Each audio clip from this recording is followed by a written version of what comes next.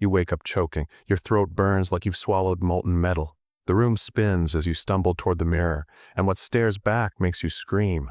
You wake up gasping for air. Your throat burns, and your vision blurs as you stumble toward the mirror. What you see stops you cold. Your skin is flushed, burning, and covered in strange blotches. Your lips are dry, cracked, and discolored. The white paste you applied hours ago is reacting with your skin, and your body is struggling to cope. You collapse, overwhelmed by nausea and dizziness. The price of beauty is becoming dangerously clear. She knows what's happening. She's seen it before. The price of beauty in medieval Europe isn't measured in gold coins. It's measured in agony, disfigurement, and death. This is 1347, and you are dying for beauty, not metaphorically, literally. The cosmetics coating your face contain enough poison to kill a horse. The hair dye seeping into your scalp is laced with sulfur and lead. The eye drops you use to make your pupils fashionably dilated are extracted from deadly nightshade, a plant so toxic that eating just a few berries can stop your heart. But you'll apply them again tomorrow, if you survive tonight. The mirror was both a woman's best friend and worst enemy in medieval Europe. It reflected not just their appearance, but the lengths they would go to achieve an impossible standard of beauty. Pale skin, bright eyes, rosy cheeks, golden hair. These weren't just aesthetic preferences. They were requirements for survival in a world where a woman's appearance determined her marriage prospects, social standing, and entire future. Fail to meet these standards, and you risked ending up in a convent, married to some toothless old merchant, or worse, labeled a witch. So women painted their faces with white lead, knowing it was poison. They dropped belladonna in their eyes, understanding it could blind them. They bathed in arsenic solutions that slowly destroyed their organs. They did this not out of vanity, but desperation. Because in medieval society, an ugly woman was barely considered human. Let me tell you about Simonetta Vespucci, Florence, 1475. She was called the most beautiful woman in Italy, the inspiration for Botticelli's Birth of Venus. Men wrote poetry about her alabaster skin, her golden hair that seemed to capture sunlight itself. What those poets didn't mention was how she achieved that celebrated pallor. Every morning, Simonetta would sit at her dressing table and carefully apply a thick paste to her face. The mixture, passed down through generations of Italian noblewomen, contained white lead, vinegar, and sometimes arsenic for extra whitening power. She'd spread it across her forehead, cheeks, neck, and chest, creating a mask of deadly beauty. The lead worked by killing the top layers of skin, creating a smooth white surface that looked like porcelain in candlelight. But it also seeped through her pores, accumulating in her bloodstream, her bones, her brain. By age 20, Simonetta's hands shook when she held a wine glass. She suffered crushing headaches that left her bedridden for days. Her gums bled constantly and her teeth began to loosen. The physicians called it consumption. We know better. She was being slowly murdered by her makeup. White lead, known as cerus, was the foundation of medieval beauty. Women would grind lead carbonate into a fine powder, mix it with vinegar or egg whites, and slather it on their faces daily. The immediate effects were stunning. Skin appeared luminous, almost translucent. Blemishes vanished. Age spots disappeared. But underneath that perfect surface, death was taking root. The symptoms started subtly. A metallic taste that wouldn't go away, constipation that lasted weeks. Then came the stomach cramps, so severe that women would writhe on their beds, clutching their bellies and praying for death. The lead attacked their nervous systems, causing tremors, paralysis, and eventually madness. Women would hallucinate, imagining distorted reflections and phantom sensations on their skin. Some women were driven to madness, convinced something crawled beneath their skin, a torment rooted in sickness, not the world around them. The cruel irony was that as the poisoning progressed, women needed more ceruse to hide its effects. The lead caused their natural skin to turn gray and develop dark patches. Their faces would swell, then sink, creating a skull-like appearance. So they'd apply thicker layers of the white paste, accelerating their own deaths while desperately trying to maintain the illusion of beauty. But ceruse was just the beginning. Medieval women had an entire arsenal of toxic cosmetics at their disposal. For rosy cheeks, they used vermilion, a bright red pigment made from cinnabar, which is mercury sulfide, one of the most feared and potent substances known to medieval alchemists. Women would dust this across their cheekbones, not knowing that mercury was seeping through their skin, accumulating in their kidneys and brain. Mercury poisoning manifests in ways that would terrify even the most beauty-obsessed noblewoman. First comes the trembling. Your hands shake so violently you can't hold a needle. Then your personality changes. You become irritable, paranoid, prone to fits of rage or uncontrollable weeping. Your gums begin to deteriorate, and your smile starts to fade, a subtle but terrifying sign of what's happening inside. You begin to lose control of basic functions, your body reacting unpredictably to the daily chemical assault. Finally, you lose your mind completely, speaking incoherently, lashing out at those around her, tormented by vivid delusions. The Mad Hatter from Alice in Wonderland? That character was based on real hat makers who went insane from mercury exposure. Now imagine that same poison being deliberately rubbed into your cheeks every single day. For lip color, women had several equally deadly options. Some used fucus, a dye made from purple seaweed mixed with sheep fat and, yes, more mercury. Others preferred a concoction of crushed beetles, ants, and human blood. The wealthy could afford carmine, made from crushed cochineal insects imported at great expense from the East. Though not toxic on its own, it was often blended with harmful additives to enhance texture and longevity. But perhaps the most disturbing lip treatment wasn't about color at all. To make their lips appear fuller and more youthful, some women would rub them with the ground-up remains of human placentas collected from midwives and mixed with egg whites and rose oil. This practice was based on the belief that consuming human tissue could transfer its properties to the consumer. Young flesh would make you young. Healthy tissue would make you healthy. The fact that this often led to horrific infections that rotted women's lips away was seen as divine punishment rather than natural consequence. Now let's talk about the eyes. Beautiful women in medieval art always seemed to have impossibly large, dark pupils. This wasn't artistic license. It was belladonna, one of the deadliest plants in Europe. The name literally means beautiful woman in Italian because women would squeeze drops of its juice into their eyes to dilate their pupils. The effect was striking. Dark, mysterious eyes that seemed to draw men in like moths to flame. What they didn't advertise was that belladonna, also known as deadly nightshade, contains atropine, scopolamine, and hyoscyamine, powerful alkaloids that affect the nervous system. A few drops in the eyes would indeed dilate the pupils, but it also caused blurred vision, sensitivity to light, and hallucinations. Women would stumble through darkened rooms, unable to see clearly, their depth perception destroyed. Some went permanently blind. Others experienced terrifying visions brought on by the drug seeping into their bloodstreams. There's a recorded case from 1502 of an Italian noblewoman named Lucrezia who used belladonna drops before an important feast. During an elaborate feast, Lucrezia suddenly lost her grip on reality. She believed the food in front of her had come to life. In a panic, she cried out and reached for a knife, frightening everyone at the table. For days afterward, she was haunted by disturbing visions, and when they finally faded, she had lost sight in one eye. Later, she claimed she could see through people's skin to their bones and organs beneath. The hallucinations lasted 3 days. When they finally subsided, she was completely blind in her left eye. But blindness was a small price to pay for beauty. Women continued using belladonna drops, often increasing the dose as their eyes built tolerance. Some mixed it with other substances like honey or rose water, thinking this would make it safer. It didn't. It just made the poison more palatable. Hair was another battlefield where women waged war against their own bodies. Blonde hair was the ultimate ideal, associated with youth, purity, and divine favor. Women with dark hair were viewed with suspicion, especially in Northern Europe. So, brunettes would subject themselves to treatments that make modern bleaching seem like child's play.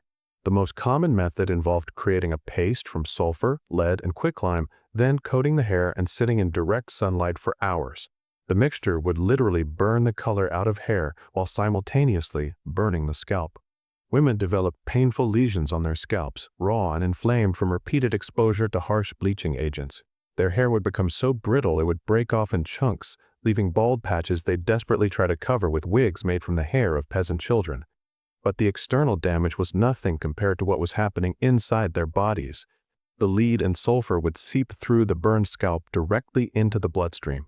Women would experience nausea, vomiting, and seizures. Some developed a condition where their hair would continue to fall out even after they stopped the treatments, leaving them completely bald. The shame of baldness in a society that prized long, flowing locks drove more than one woman to complete despair, with tragic outcomes. For those who couldn't achieve blonde through bleaching, there were other options. Saffron, worth more than gold, could create a golden tint when mixed with egg whites and applied like a mask. Of course, unscrupulous merchants often sold fake saffron made from sulfur and lead chromate, turning an expensive treatment into another poison delivery system.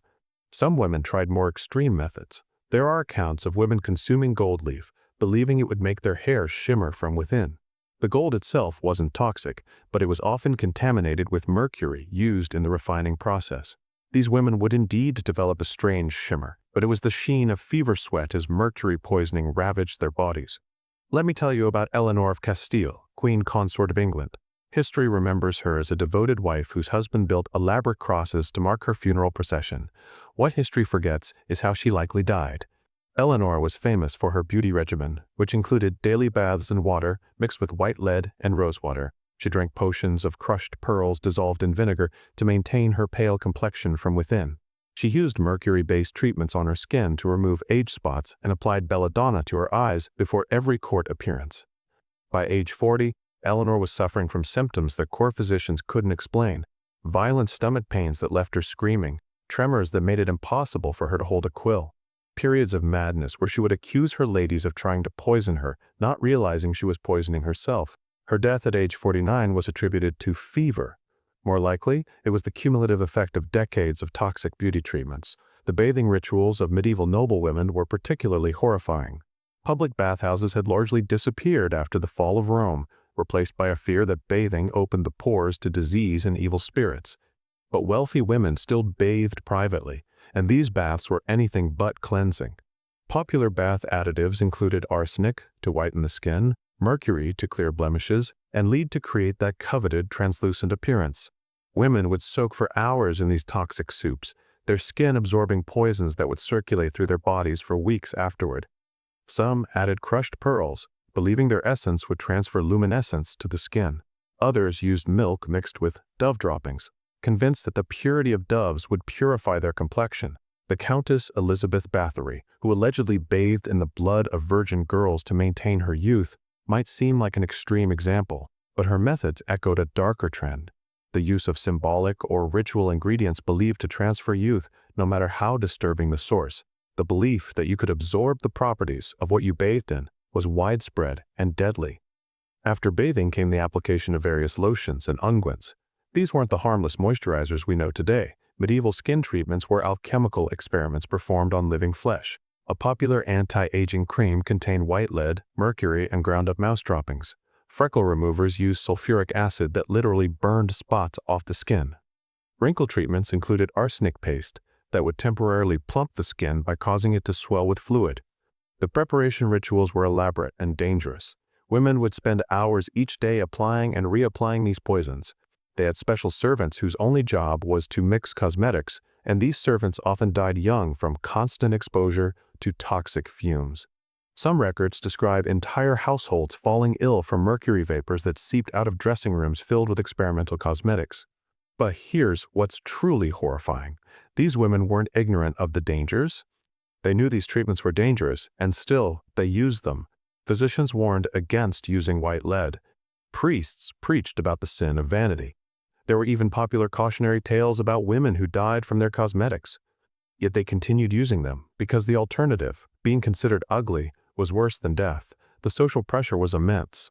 A woman who appeared in public without properly whitened skin might be accused of being a peasant, a prostitute, or worse, a witch. Natural beauty was viewed with suspicion. If you were naturally pale, you must be sickly. If you had natural rosy cheeks, you must be drunk or sexually aroused. The only acceptable beauty was artificial beauty, achieved through suffering and poison. This created a vicious cycle. As more women used toxic cosmetics, the standard of beauty became increasingly artificial and impossible to achieve naturally. The whiter the fashionable complexion became, the more lead women needed to use. The larger the ideal pupil size, the more belladonna was required. Each generation pushed the boundaries further, requiring more extreme and dangerous measures to meet society's expectations. Young girls were started on beauty treatments early. Mothers would rub lead paste on their infant daughters' faces to ensure pale complexions. They'd pluck their hairlines to create fashionably high foreheads, a process so painful that girls would faint. By age 12, girls were using the full array of toxic cosmetics, their developing bodies particularly vulnerable to the poisons. The generational damage was catastrophic. Lead and mercury poisoning can cause birth defects, miscarriages, and infant mortality. Women who use these cosmetics often gave birth to children with developmental delays, physical deformities, and shortened lifespans. The very treatments meant to make women more marriageable and fertile were destroying their ability to produce healthy heirs. Medieval physicians documented these effects but attributed them to everything except the obvious cause. They blamed bad air, divine displeasure, an excess of female humors. When a woman's face rotted away from lead poisoning, they called it divine punishment for vanity. When mercury drove women mad, they performed exorcisms. The medical establishment, dominated by men who profited from selling these toxic treatments, had no incentive to acknowledge the truth. Some women did try to find safer alternatives. They experimented with safer alternatives, mineral powders, herbal blends, and complex application rituals designed to minimize harm. But these innovators were often accused of witchcraft. Using unfamiliar herbs or techniques could lead to accusations of brewing potions or casting spells. The safest thing was to stick with traditional methods, even if those methods were killing you. The recipes for these cosmetics were closely guarded secrets, passed down through generations like cursed heirlooms. Noble families guarded secret recipes, often more hazardous than those of commoners thanks to their access to rare and risky ingredients. The Medici family, for instance, had a face cream recipe that included antimony, a toxic metalloid that causes heart problems and organ failure. They credited this cream with maintaining their legendary beauty. They didn't mention the family members who died young from mysterious illnesses, but it wasn't just faces that required toxic transformation. Medieval beauty standards demanded modification of the entire body. Women would drink solutions of lead and vinegar to suppress their appetites and maintain fashionably slender figures. They'd consume tapeworm eggs to lose weight, hosting parasites that would eventually eat through their intestinal walls. They'd bind their breasts with lead plates to achieve the flat-chested look that was popular in certain periods. Hands required special attention. Soft, white hands signified that a woman didn't need to work. To achieve this, women would sleep in gloves filled with a paste made from white lead, mercury, and chicken fat. They'd bleach their hands with lye solutions that would eat away the skin. Some went so far as to have their servants chew their food for them, believing that using their hands for any practical purpose would coarsen them. Dental hygiene was another horror show. White teeth were prized, but the methods for achieving them were destructive. Women would rub their teeth with pumice stone, wearing away the enamel. They'd rinse with solutions containing lead and mercury. Some even used unconventional mixtures thought to whiten teeth, remedies more unpleasant than effective. When teeth inevitably rotted from these treatments, they'd have them pulled and replaced with ivory dentures attached with gold wire if they could afford it. If not, they'd simply paint their remaining teeth with white lead. The culture of beauty in medieval Europe was a death cult disguised as refinement. Women gathered in groups to share beauty secrets that were literally killing them. They'd hold parties where they'd apply masks made of lead and arsenic, gossiping while their faces burned. They exchanged dangerous cosmetics as gifts, symbols of beauty wrapped in peril. There's something particularly tragic about the female relationships formed around these beauty rituals. Mothers poisoning daughters with the best intentions. Sisters sharing toxic recipes as acts of love. Friends encouraging each other to use more lead, more mercury, more belladonna, supporting each other's slow suicide in the name of beauty. The church's position on cosmetics was hypocritical at best. Priests would condemn vanity from the pulpit while their own mistresses sat in the pews with lead-whitened faces. Bishops would write treatises on the sin of artificial beauty while accepting donations from merchants who made fortunes selling poisons to women. Some religious orders even produced their own cosmetics, blessed by priests and sold as being spiritually safer than secular versions. They weren't. Holy water mixed with lead is still lead. By the late medieval period, the cumulative effect of centuries of toxic beauty practices was visible in the nobility. Portraits from this era show women with the telltale signs of chronic poisoning, thinning hair barely concealed by elaborate wigs, sunken eyes surrounded by dark circles that no amount of lead could hide, skeletal faces with skin stretched tight over bones. These weren't artistic choices. They were documentary evidence of widespread chemical poisoning. The men who demanded these impossible beauty standards were complicit in this systematic poisoning. They wrote poetry praising white skin while their wives writhed in pain from lead poisoning. They demanded young-looking wives while selling the very substances that aged women prematurely.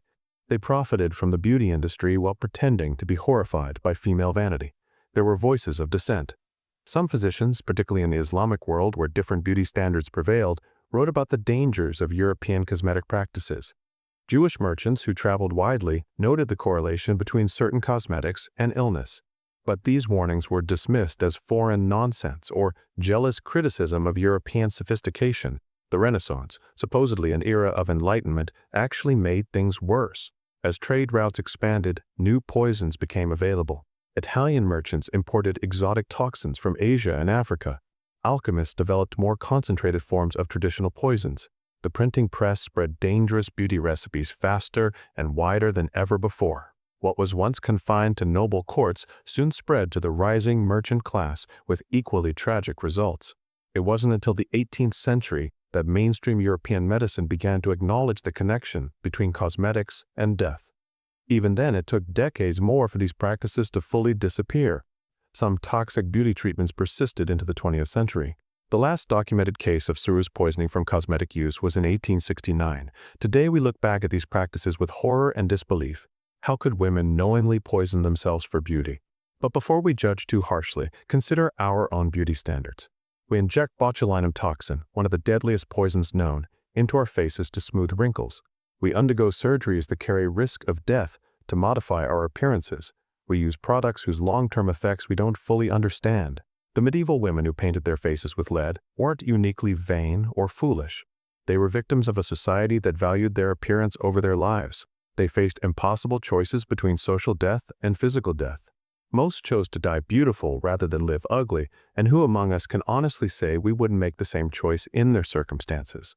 Their suffering serves as a reminder that beauty standards are never just about aesthetics. They're about power, control, and the willingness of society to sacrifice women's health for an impossible ideal. The white lead has been replaced by other chemicals, the belladonna by other drugs. The names change, but the fundamental transaction remains the same. Society demands women achieve impossible beauty. Women pay with their bodies, their health, and sometimes their lives. So the next time you see a medieval portrait of a pale, ethereal beauty with impossibly white skin and dark, dilated eyes, remember what you're really looking at. Not a goddess or an ideal, but a victim of one of history's cruelest confidence tricks, a woman who was sold poison and told it was power. A woman who died by degrees, each day painting another layer of death on her face, all for the privilege of being considered beautiful in a world that would kill her for anything less. She wasn't vain, she was cornered, like millions of women before and after her. Promised beauty, she got poison. Promised power, she got pain. And centuries later, the lie is still with us. The tools are different. The damage is the same.